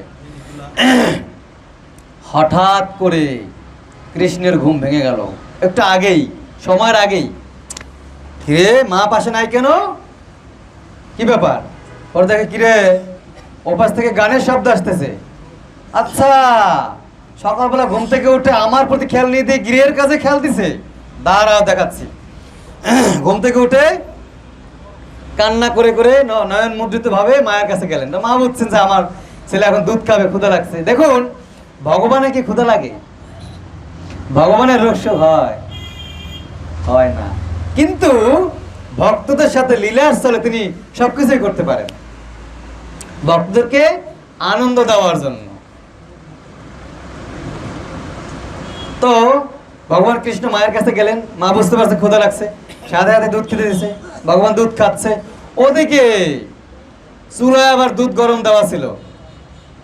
তারা ভাবতেছে, হায়রে আমরা দুধ হয়েও কৃষ্ণ সেবা লাগতে পারলাম না, ওদিকে বুকের দুধ খাচ্ছে, না আমি তাহলে চুলা থেকেই মরে যাব, আমি আত্মহত্যা করব। তাই দুধ চুলা থেকে উপচে পড়তেছে। মা দেখলো কি ব্যাপার, তখন মা ভগবান কৃষ্ণকে রেখে গিয়ে চুলা উনুন থেকে দুধের পাতিলটা নামিয়ে দিলেন। কৃষ্ণ রাগ হয়ে গেল, আমাকে না খাবার দিয়ে আবার সেই গৃহস্থলের কাছে যা, এই যে ননির ভাণ্ড যেটা করতেছিল সেটা ভেঙে ফেললো। এখন মা তো খুব রেগে গেছে, আসছে এসে বাবা চোখ লাল হয়ে গেছে। এখন কৃষ্ণ মনে মনে হচ্ছে, না না না না, কোনো উপায় নাই, এইবার দৌড় দিতে হবে, কোনো উপায় নাই। অনন্ত কোটি বিশ্ব ব্রহ্মাণ্ডের যিনি মালিক, যার লোমকূপ থেকে অনন্ত কোটি ব্রহ্মাণ্ড বের হয় প্রতি সেকেন্ডে সেকেন্ডে, ক্ষণে ক্ষণে, সেই সমস্ত ব্রহ্মাণ্ডের মালিক কৃষ্ণ মায়ের হাতের একটা লাঠি দেখে দৌড়াচ্ছে। এটা কি ধরনের লীলা? ঠিক তো মা? সিনেমা আসে কৃষ্ণের প্রতি, গোপালের প্রতি আসে, হ্যাঁ, দৌড়াচ্ছে। ভাবতেছে বাবা মা ধরে ফেললে তো মারবে রে বাবা, ব্যথা পাবো, তাড়াতাড়ি দৌড়াই। দৌড়াতে দৌড়াতে দৌড়াতে যখন যশোদা দেবী আর পারতেছে না, তখন বলছে বাবা আমি পারতেছি না, তুই ধরা দে। শরণাগতি, এটা কি শরণাগতি? বাবা আমি আর পারতেছি না, তুই ধরা দে। তো ভগবান কৃষ্ণ ধরা দিলেন। দেখুন, ভক্তের ডাকে ভগবান সাড়া দেয়। মনীষীরা কোটি কোটি বছর তপস্যা করে যাকে পায় না, আর মা যশোদা তাকে মারতেছে। একবার যখন এই কৃষ্ণকে বাঁধছে, আমি আসতেছি, তো এরপরে মা তাকে ধরছে, ধরার পরে তো বেঁধেছে, আমি একটু পরে আসতেছি, এখানে একটু বলে নিই। তো বলরাম আসছে। বলরাম আবার ছিল কোথায়? বলরাম তার মায়ের সাথে আবার একটা নিমন্ত্রণ খেতে গেছিল, অন্য একটা গোপানন্দের বাসায় গেছিল নিমন্ত্রণ খেতে। বিপদ, তো বলরাম ছিল না। পরে এসে বলছে, হ্যাঁ অনন্ত কোটি বিশ্বব্রহ্মাণ্ডের মালিক সর্বেশ্বর ভগবান কৃষ্ণ, যাকে ধ্যান করে মনীষীরা পায় না, গোপীরা পায় না, আর তুমি তাকে বাঁচছো মা, এত বড় সাহস তোমার? তখন মা যশোদা লাঠি নিয়ে কয়, দাঁড়া রে হতচ্ছাড়া, আমার ঘরে কোনো ভগবান টগবান রাখবে না, দেখাচ্ছি তোর ভগবান তো দাঁড়া। এই তাকেও তারা করা শুরু করছে লাঠি দিয়ে। আমার ঘরে কোনো ভগবান টগবান? কয় ও সব ভগবান বুঝি আমার ঘরে এসে জমায়েত হয়েছে না, দাঁড়া দাঁড়া দেখাচ্ছি মজা। দৌড়াচ্ছে, ঠিক আছে। এই বলরাম তার অনন্ত ফনায় প্রতিদিন কৃষ্ণের অনন্ত গুণ গেয়েও আজ পর্যন্ত গুণের অনন্ত রাখিল নাম অন্ত না পাইয়া। কৃষ্ণ 78 নাম। কৃষ্ণের নাম অনন্ত রাখছে কেন? কারণ কৃষ্ণ অন্ত পায় না, শেষ পায়নি। তাই এই যে বলরাম যিনি শেষ নাগ, তিনি তার প্রত্যেকটা মুখ দিয়ে আলাদা আলাদা কৃষ্ণের গুণগান করেন। আজ পর্যন্ত কৃষ্ণের গুণ তিনি বলে শেষ করতে পারেননি। কারণ তার কৃষ্ণ যেহেতু অসীম, তাই তার গুণ অসীম। কৃষ্ণ অসীম, তার নামও অসীম। কৃষ্ণ অসীম, তার লীলাও অসীম। বোঝা গেল? যেমন এখন কৃষ্ণ এই ব্রহ্মাণ্ডে নেই। যেমন সূর্য এখন কি এখানে আছে? কোথায় আছে? আমেরিকা, দক্ষিণ আমেরিকা, এগুলো এখন সূর্য আছে। আর আমি যদি বলি না সূর্য নাই, তাহলে সেটা কি হবে? মূর্খামি হবে, তাই তো? তো কৃষ্ণ এই ব্রহ্মাণ্ডে নাই, কিন্তু তিনি অন্য ব্রহ্মাণ্ডে এখন লীলা করতেছেন। অন্য ব্রহ্মাণ্ডে তিনি লীলা করতেছেন। আবার তার ভগবত স্বরূপে তিনি তো বৈকুণ্ঠ এবং গোলক বৃন্দাবনে আসেনি। অনেকে বলে না কৃষ্ণ চলে গেছে, অনেকে বলে কৃষ্ণ ছিল মহাপুরুষ, তিনি ভগবান ছিলেন না। এরা হচ্ছে কি জল্পনা কল্পনাকারী, মানসিক জল্পনা করে, মায়াবাদী, নিরাকারবাদী। তাই প্রভুপাদের প্রণাম মন্ত্রে বলছে নির্বিশেষ শূন্যবাদী পাশ্চাত্য দেশ তারিণে। যারা নির্বিশেষবাদী, যারা মায়াবাদী, তাদেরকে প্রভুপাদ তারণ করছে, তাদেরকে উদ্ধার করছে এই কৃষ্ণ ভক্তির জ্ঞান দিয়ে, মহাপ্রভুর জ্ঞান দিয়ে। তো মাঝে করলেন কি 9 লক্ষ ধেনু, না 9 লক্ষ গাভী। সেই 9 লক্ষ গাভীর দড়িগুলা প্রথমে একটা দড়ি দিয়ে চেষ্টা করছে, কিরে উদুখল আছে ওই যে শিবির যে ডমুর, ওইটারই বড়, যেখানে ওই ডালের কি কিছু কাজ করে, ডাল মনে হয় করে। তো সেই উদুখলে কৃষ্ণকে বাঁধতে গেছে। এখন দড়ি যেই দেয় 2 আঙ্গুল কম, আবার দড়ি আনছে, গিট দিছে, গিট দিয়ে আবার বাঁধতেছে, 2 আঙ্গুল কম। এরকম করে করে মাঝে সাথে 9 লক্ষ গরু ছিল, 9 লক্ষ, সব দড়ি আনলেন, তাও কম পড়ে। প্রশ্ন হলো কেন 2 আঙ্গুল কেন কম পড়ে? সুন্দর প্রভু তো মায়ের মাঝাসাদার মাথায় কিন্তু খোপায় ফুল ছিল, হ্যাঁ, সুন্দর গন্ধ ফুল, গন্ধরাজ ফুল মনে হয়, ফুল ছিল। তো মাঝাসাদা বলছে রে তোর পেটটা এভাবে ফোলাচ্ছিস কেন? মানে সে তো যোগমায়ার দ্বারা আবৃত, কৃষ্ণ যে ভগবান সেটা সে জানে না। কই কি রে এতগুলো এত বড় দড়ি আনছি, তাও তুই পেট ফুলিয়ে ফুলিয়ে এত দড়ি ছোট হচ্ছে। যা আমি আর মাঝাসাদা এভাবে বাঁধতে না পেরে কান্না করছে, কান্না আমি আর পারছি না।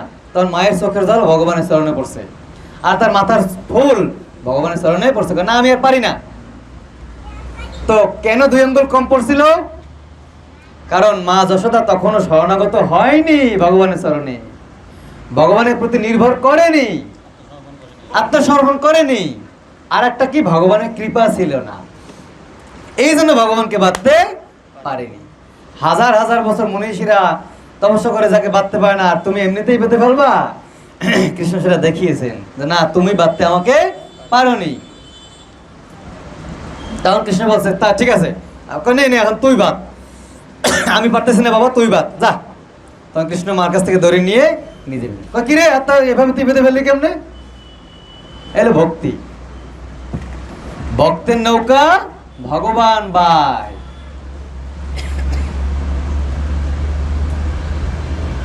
তো ভগবত গীতা 9 অধ্যায়ের 22তম শ্লোকে বলছে যোগক্ষেমং বহাম্যহম অনন্যশ্চিন্তয়ন্তু মাং ধ্যায়ন্তু উপাসতে তেষাং নিত্যাভিযুক্তানাং যোগক্ষেমং বহাম্যহম। যারা অনন্য চিত্তে আমার ভজনা করে, আমি তাদের প্রাপ্ত বস্তুর সংরক্ষণ করি, অপ্রাপ্ত বস্তু বহন করি। বহন করে অর্জুন মিশ্রের কাহিনী, অর্জুন মিশ্রের কাহিনী, তার স্ত্রী কেটে দিছিল গীতার ওই শব্দটা বহাম্যহম, কেটে দিয়ে বানিয়ে দিয়েছে ভজাম্যহম। আপনারা জানেন, অনেকেই জানেন, হ্যাঁ,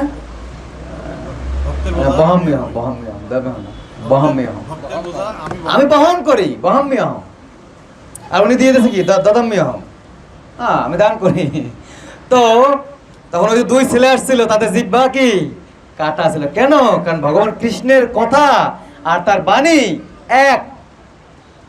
কৃষ্ণ কথা, কৃষ্ণ নিজে, কৃষ্ণ লীলা, কৃষ্ণের ধাম, কৃষ্ণের প্রসাদ, কৃষ্ণের নাম, কৃষ্ণের কথা সবকিছু এক। তাই ওই শব্দটা কাটায় কৃষ্ণ বলরামের জিহ্বা থেকে রক্ত বেরোচ্ছিল, কেটে গেছিল। তো যাই হোক, তো এইভাবে আমরা দেখি যে ভগবান কৃষ্ণ মা যশোদা যখন শরণাগত হয়েছেন তখন বলছে ঠিক আছে, এবার আমি বাঁধি। এরপরে ভগবান উদুখলে বাঁধলেন। এখন ওই গৃহের পাশে ওই সেই কুবের পুত্রদ্বয় যারা নারদ মুনির কাছ থেকে অভিশপ্ত ছিলেন, তারা সেই নন্দগৃহের পাশেই ছিলেন। এখন প্রশ্ন হলো যে এখন কৃষ্ণের ওই দুইটি বৃক্ষের প্রতি নজর পড়লো, এতদিন ধরে যে ছোট থেকে সে 3 বছর 4 মাস হয়ে গেল, এতদিন তাদেরকে উদ্ধার করেনি কেন? প্রশ্ন উঠতে পারে। তো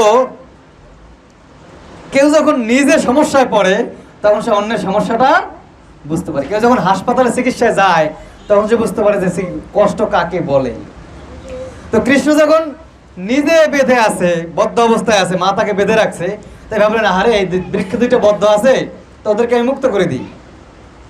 তাই তিনি গিয়ে উদুখলের সাথে দুটো বৃক্ষকে খাপ লাগিয়ে তিনি টান দিলেন, তখন বৃক্ষ দুটো উপরে পড়ে গেল।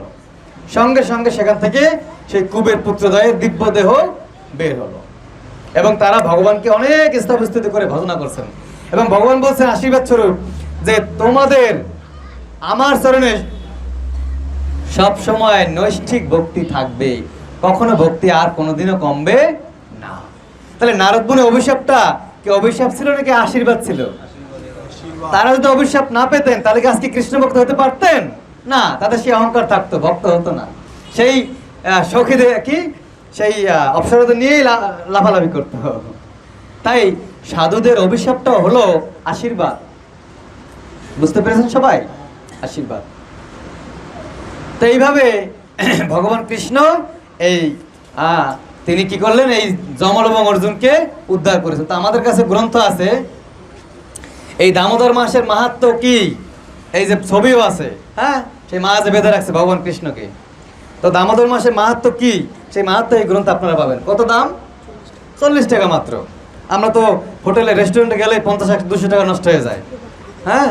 আর এই গ্রন্থ কিনলে চিত্রপট ফ্রি দেবে, প্রভু বলছে গৌর প্রেমানন্দে ফ্রি ফ্রি ফ্রি। তো অনেক সময় দোকানে আপনি দেন, অনেক সময় দোকানে কি করে, যখন বেচা কিনা করতে করতে অনেক সময় 1 মাস মূল্য ছাড় দেয় না দোকানে, 1 মাস মূল্য ছাড় দেয়। তো মূল্য ছাড়ের সময় করে কি, যারা রেগুলার কাস্টমার না তারাও যায়, তাই তো। পরে যখন মূল্য ছাড়ে কেনে, পরে সে আবার যায়, তখন কিন্তু ওই দোকানে সে রেগুলার কাস্টমার হয়ে যায়। কি ঠিক কি বাবা? ঠিক আছে। তো সেই জন্য ভগবান কৃষ্ণ এই দামোদর মাসে ছাড় দেয়। এটা হলো ছাড়ের মাস। কিসের মাস? ছাড়ের মাস। তো এই মাসে যিনি ভগবানকে দীপ দেখাবেন তিনি সমস্ত পাপ মুক্ত, স্কন্দ পুরাণ বলছে, পদ্ম পুরাণ বলছে, তিনি সমস্ত পাপ মুক্ত হয়ে ভগবত ধামে ফিরে যাবেন। সেই জন্য আগামীকালকে থেকে প্রদীপ দেখানো শুরু হবে। আপনাদের কাছে স্বনির্বন্ধ অনুরোধ, আপনারা তিল বা ঘিয়ের প্রদীপে দিয়ে প্রদীপ বানাবেন, তেল দিবেন, তিল অথবা ঘি দিয়ে কর্পূর দিয়ে আপনারা ভগবানকে দেখাবেন, দামোদরকে। এই যে চিত্রপটে দামোদর দেখিয়ে আকাশে ভগবান রাধা দামোদরের উদ্দেশ্যে সেই প্রদীপ দেখাবেন।